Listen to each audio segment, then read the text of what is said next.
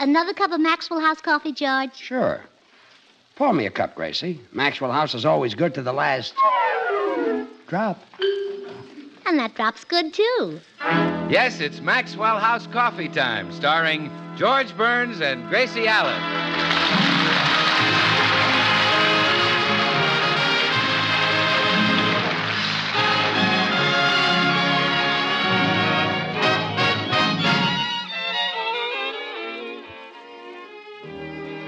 With yours truly, Bill Goodwin, that tough man of the screen, Dewey Robinson, and the music of Meredith Wilson and his orchestra. For your Thursday night comedy enjoyment, it's George and Gracie. And for your everyday coffee-drinking enjoyment, it's Maxwell House. Always good to the last drop.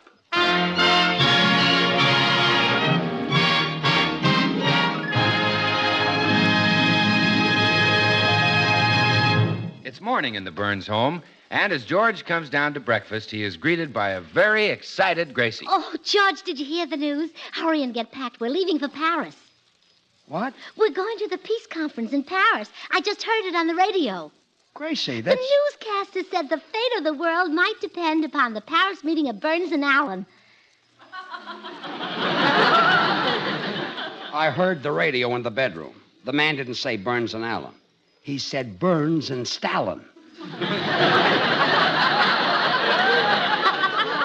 Jimmy Burns and Joseph Stalin. Oh. That's what the man said. You and I aren't going over there and get all these international disputes straightened out? Of course not. Those disputes will be straightened out by diplomats. Oh, the hard way, huh? Yes, in the side pocket. George, look, would it be all right with you if I went to the Paris Peace Conference to report it for my newspaper column? Gracie, things are confused enough over there. You stay here. All right. But will you suggest some other subject for my column, then? Well, let's see. What interesting news have I heard lately? Oh, the Dionnes up in Canada had a new baby. Just one? Just one. Oh, that might make a good column. It would cheer up General Motors and the Ford plant. Cheer them up? Well, yeah, they think their production is down.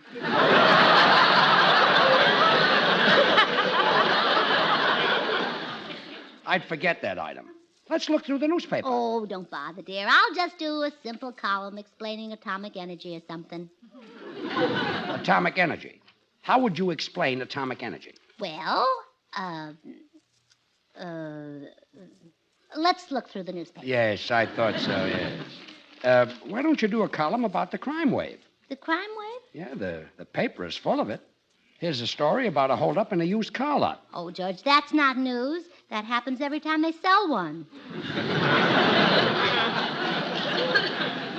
Anyway, the country is flooded with pickpockets, safecrackers, and second-story men. Well, you know, I might do a column on it at that. How to stop crime. You could stop it, huh? Well, certainly. You see, where the police make their mistake, the minute they catch a man robbing someone, they put him in jail. That's a mistake. Well, of course. That's a bad influence on him. You meet a very poor class of people in jail, you know.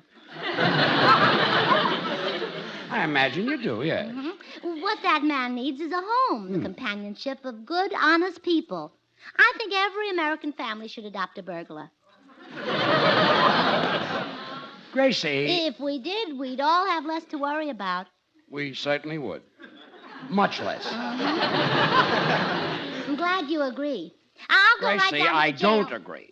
It's a silly idea. But, George, think what this can accomplish. No more robbed homes, no more cracked safes.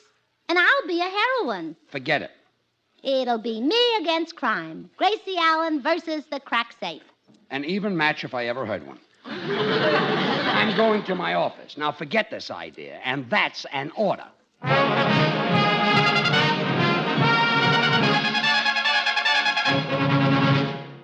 Poor Gracie. Poor, helpless little member of the weaker sex. She's smack up against that inexorable law that has stood since the beginning of time. Man is the master and woman must obey. And Gracie's man has issued an order. So she can only do what women have done for thousands of years, pay absolutely no attention to him. We find her now looking for the jail where she hopes to get a crook to rehabilitate. Pardon me, officer. What building will I find the crooks in, please? Right here in the city hall, ma'am. No, I mean the ones who are locked up. Well, that's what I mean. The jail's right here in the city hall, and the crooks are in it. Oh, well, where are the keys? I'd like to let one out, please. The sergeant has the keys, and he's kind of busy right now. He's in there teaching a class in the traffic cop school. A school for traffic cops? That's interesting. I'll go in and find out what they study. All right now, fellas, you're almost got it. Now, let's take it once again, all together now. Pull over, buddy. Where's the fire?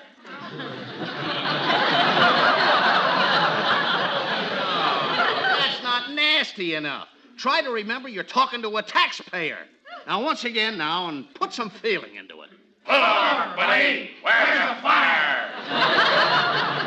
That's more like it. Now, the driver will probably say, what's the matter, officer? What did I do? Then what do you say? Oh, the wise guy, That's very good. Class dismissed. Now, get out and get busy, and the last one to make a pinch is an old maid. Well, that was very interesting, Sergeant. Huh? Oh, excuse me, lady. I didn't see you. What can I do for you? Well, I'd like to rehabilitate one of your burglars, please. Come again. Well, thanks. I will if this one works out all right. What did you say you'd do to the burglar? Rehabilitate him, reform him. Take him out of this awful jail and give him a good home. Oh, I see. You want to post bond for one of these mugs. Do what? Put up the money for his release. Oh, I didn't know they cost money. Well, if they do, they do. Have you got something in a nice burglar around $4.98? Are you kidding? I'll go to $5.95 if he's really in good condition. Now, look, lady, you can't spring any of these crooks for less than $100. Well, that's outrageous. The OPA will hear of this. Lady. I've got a good notion to take my business to some other jail. Lady, the court sets the amount of the bond. Now, these... Hey, wait a minute. There is one you can have for free. Big Louie. Why can I have him for free? We've got nothing on him. Well, I'm not taking him home in that condition.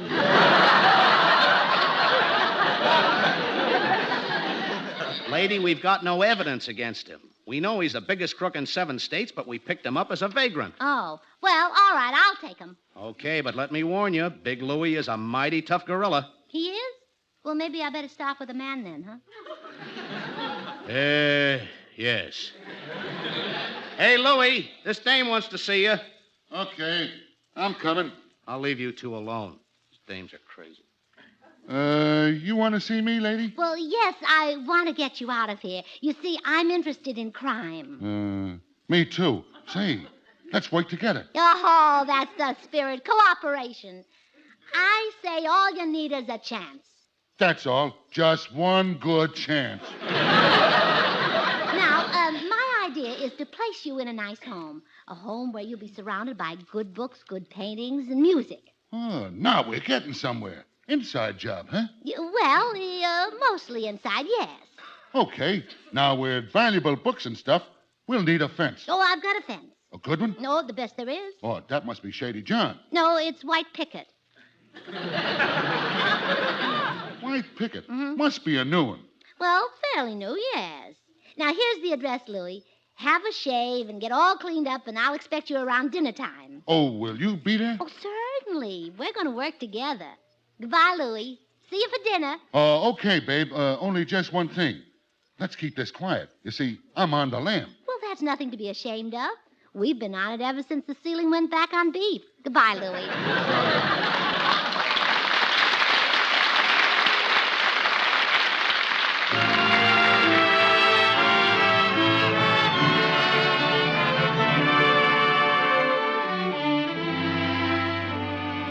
Shine on Harvest Moon. Yes, there's a great song, Meredith. One that's lasted down the years. And mighty timely for tonight, Bill. What with all the good news coming in on this year's harvest, the biggest in history. Oh? Timely, too, is Thomas Hart Benton's great painting of the western wheatlands in our newest Maxwell House coffee ad. Just turn to page 53 in this week's Saturday Evening Post. I already have, Meredith. Threshing Wheat, the painting's called. And when you see the golden wheatlands rippling in the breeze, bursting with the bounty of a whole summer's growing, well, it's easy to understand why those fertile, friendly fields are such a vital part of the American scene. And you know, in its own way, Maxwell House coffee is a very real part of the American scene, too. For just as coffee is this nation's favorite drink, so Maxwell House is America's favorite coffee, bought and enjoyed by more people than any other brand. Around the country, it's Maxwell House wherever you go. It's flavor, of course, that explains this nationwide preference. The rich, full-bodied Maxwell House flavor that results from the masterful blending of these choice Latin American coffees. Manizales for mellowness.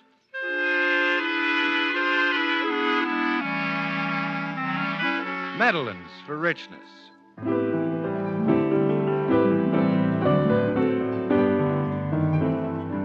Other fine coffees for vigor.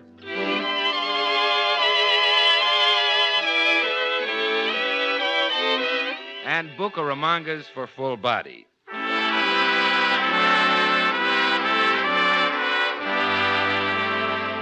The sum of which is great coffee at its flavor peak.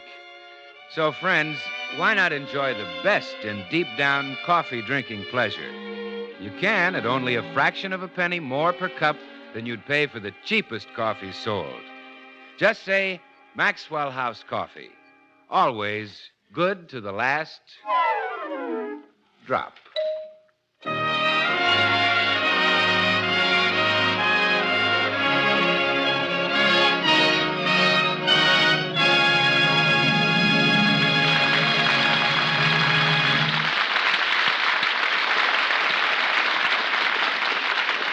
Oh, Meredith, I'm so glad you dropped in. I'm in desperate need of advice. Always glad to be of help, Gracie. What is the nature of your problem? Well, you see, I went down to the city hall this afternoon and picked out a man to come and live here.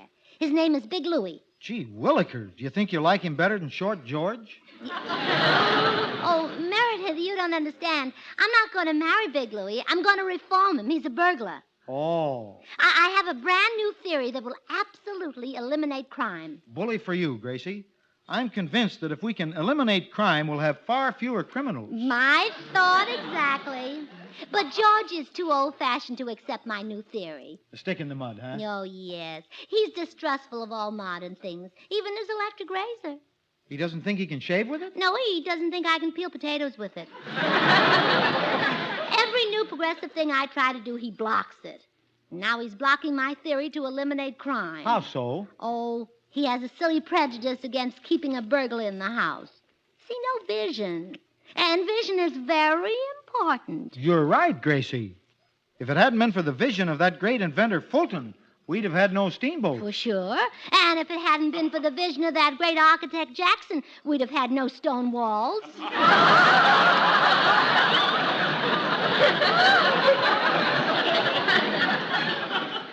It was my impression that... Meredith, I can't let George know that Big Louie is a burglar. Will you think of some story I can tell him? Well, why not tell him Big Louie's a plumber? Oh, well, he might be here a week. That'd give it away. Yeah, you're right. No plumber ever finished a job in that short a time. Oh, Meredith, you simply got it. Uh-oh, it's too late. Here comes George up the walk. Who will I tell him Big Louie is? Now, have no fear, Gracie. I'm sure that my nimble brain will rise to the occasion. Hello, sweetheart. Hello, George. Hiya, Meredith. Hello, all. Hello, all. Well, I'll just be running, Gracie. It was mighty nice of you to say that my new singer could come and stay at your house for a few days. New singer? With your orchestra, Meredith? Yes, George. Chap named Large Lewis. Well, goodbye, all. Large Lewis? Gee, Gracie, why should Meredith hire a new singer when I'm on the program? I'm surprised. Well, it caught me flat-footed, too. Do you suppose it's because because he doesn't like my voice? Oh, no, George. It couldn't be that. But I'm trying to find an explanation for it. Don't rush me. So am I. Okay. Maybe he wants a taller man to help you out with the high notes. How do you like that explanation? It's ridiculous. Oh, you see, that's what happens when I'm in a hurry. Gracie. Oh, wait, here's another one. Maybe he wants him to stay here so he can pick up a few pointers from the greatest vocal talent of all time, you. How does that sound? Pretty good. I knew I'd get it. Meredith realizes how truly great you are. Well, ain't misbehaving all by myself. Ain't misbehaving, honey. I'm happy. Why, Known to compared talk to other to. singers, dear. Known to talk to. Known to talk. Darling, you're like a beautiful full-blown rose in a garden of ordinary flowers. They have some fragrance, but you outsmell them all.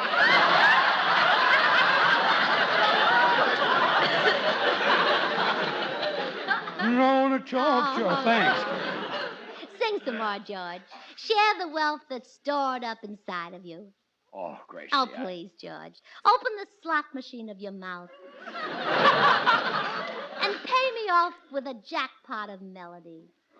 Okay.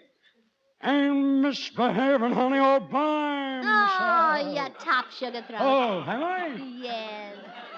I guess Meredith knew what he was doing. After all, I have sung all over the country in vaudeville. Uh-huh. Oh, that's the phone in the den. I'll get No, it. no, dear. I'll answer it. It may be Big Louie, Large Lewis, the singer. I'll be right back, darling. Well, gee, I'll be glad when the kid gets there. I can teach him a few tricks. From time to time and every time, blessings come from above. There's someone named Wild of his fame. Oh, gee. Down that door buzzer. Cut off my cadenza. Hello. Hello. I'm Big Louie. Oh, Large Lewis. Well, come in. Glad to meet you. Same here. George Burns is my name. You know, you and I are in the same racket. Oh, we are, huh? What towns did you work in, pal? Oh, I've worked in practically all of them. But I suppose Akron, Ohio is where they remember me best. They'd still like to get me back there. That's a coincidence. I'm wanted there, too. Well, another good spot for me was Milwaukee. They held me there for 12 weeks. Yeah? That was a tough break. Oh, I enjoyed it. What's the longest you were ever held in one town?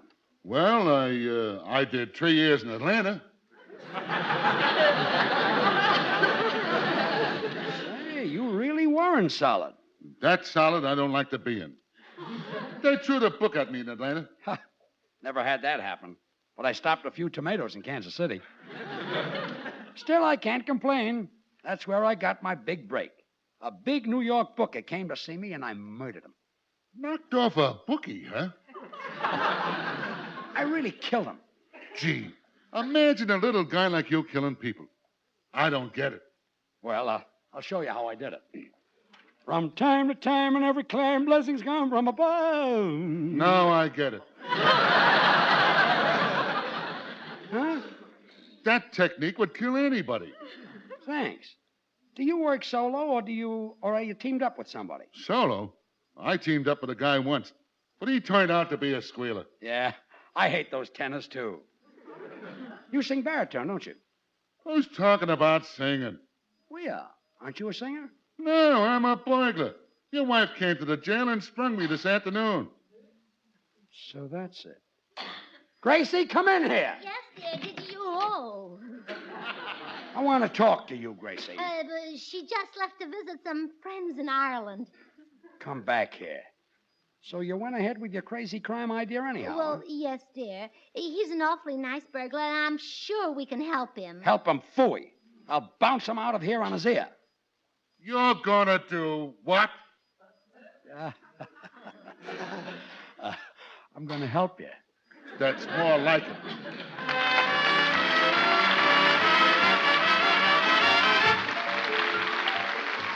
Here's Meredith Wilson and his chiffon music, The Gypsy.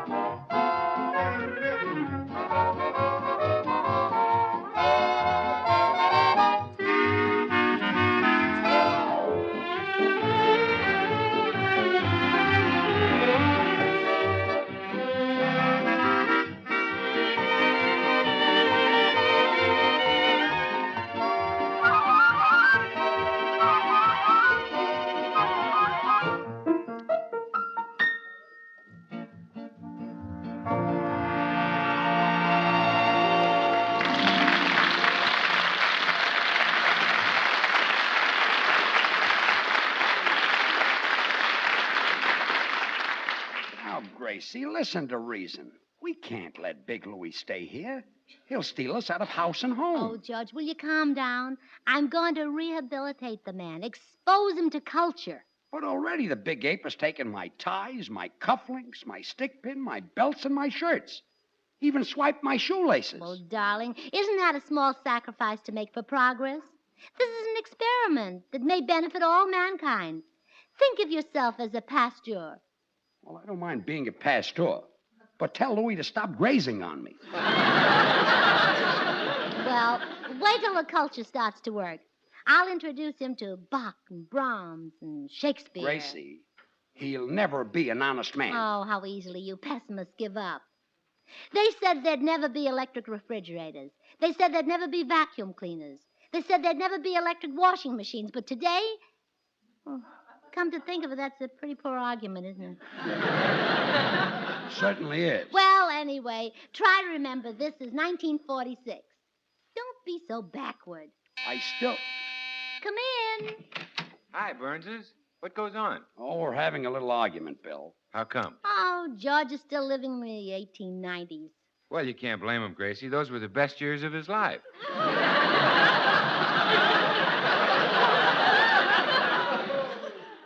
How come you never bring Abbott with you, Costello? I'm only kidding, George. What's the argument about? Well, George doesn't approve of my plan to rehabilitate criminals, Bill. Oh, can you blame me? She brought home a gangster. Well, you're the man of the house. Throw him out. Take off your coat and bounce him. You ought to see his shoulders. You've got shoulders. Not if he takes off his coat. I see what you mean, Gracie. Well, if you boys will excuse me, I'm going to run next door and borrow some books and classical records from Meredith. I want to start exposing Big Louie to culture. See you later. Listen, what are you afraid of, George? Why don't you throw Louie out? Because he'd make two of me. Well, gee, we wouldn't want that to happen. One's enough. You're a big help, comedian. I'll help you, George. Do you want to get rid of the guy? Do you think you could? Do I think I could? Listen, you're talking to Powerhouse Goodwin. Well, step right in here, Bill. I'll tell him a thing or two. Hey, you. Yeah? What do you want? I just want to tell you that Maxwell House is the very best in coffee drinking pleasure. Yet it costs but a fraction of a penny more per cup than the cheapest coffee sold. That's a value too good to miss. Bill, I thought you were going to tell him a thing or two. Well, that's one thing. This makes two. You get the best when you get Maxwell House. In fact, the flavor of Maxwell House is so wonderful that it's bought and enjoyed by more people than any other brand at any price. Bill, you said you were Powerhouse Goodwin. How come you changed to Maxwell House Goodwin? I have yet to receive a paycheck from Powerhouse. Oh. Yes, Sam. So remember, Louie, with all its extra flavor, Maxwell House costs but a fraction of a penny more per cup than the cheapest coffee sold. So insist on Maxwell House, the coffee that's always good to the last drop. You know what I think, Dimples? What? I think you're scared of me. Wait a minute. Scared of you?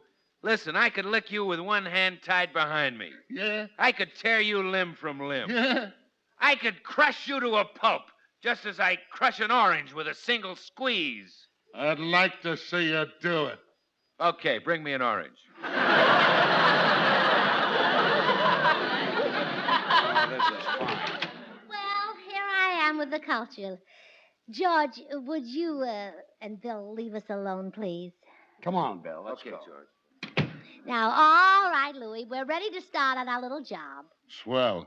It's about time. Now, I've collected up a few books and some phonograph records. Say, I've stashed away a few things myself. Oh, good, good. I want you to get acquainted with Byron and Bach. Would you like that, Louie? Yeah, especially Buck. I love his beer. Oh, no.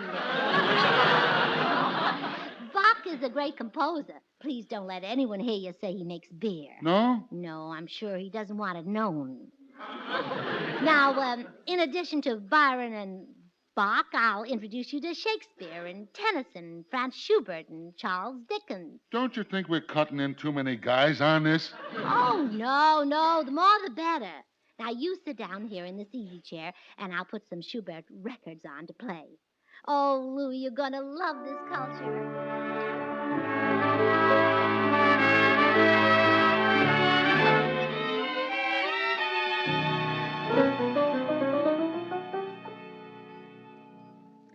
Well, George, I did it. Big Louie is now being exposed to culture. He is, huh? Yes, he's sitting in your easy chair in the den, up to his neck in refinement.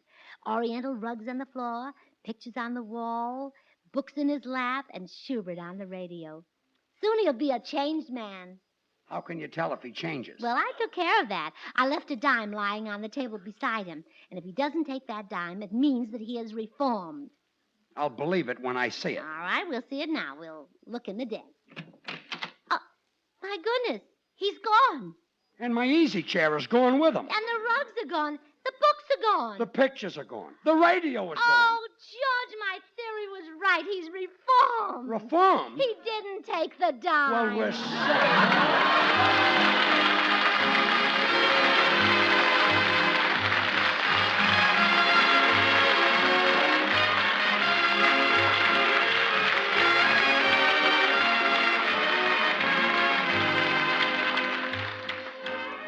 Until next Thursday, good night and good luck from the makers of Maxwell House, America's #1 brand of coffee. Always good to the last drop.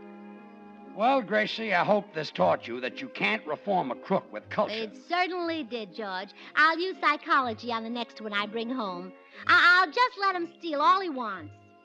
Let him steal all he wants? Sure, he'll get sick of it. Gracie. That's a trick I learned when I was a tiny little girl. My mother bought a tremendous box of candy and said, "Here, Gracie, eat all you want and you'll get sick of it." And someday I will. Good night.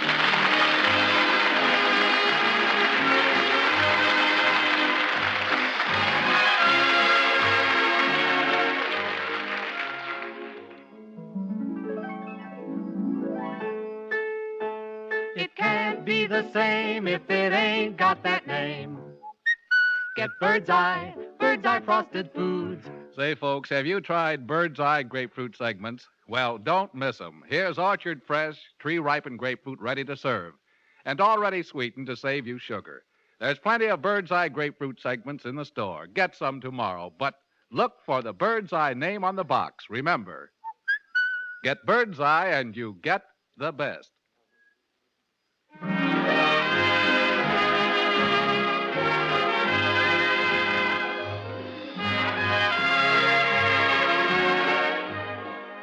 Join us again next week when we'll all be back.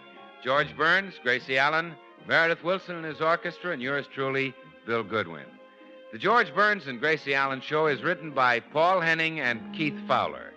And now, stay tuned in for Noah Webster Says, which follows immediately over most of these stations. Good night.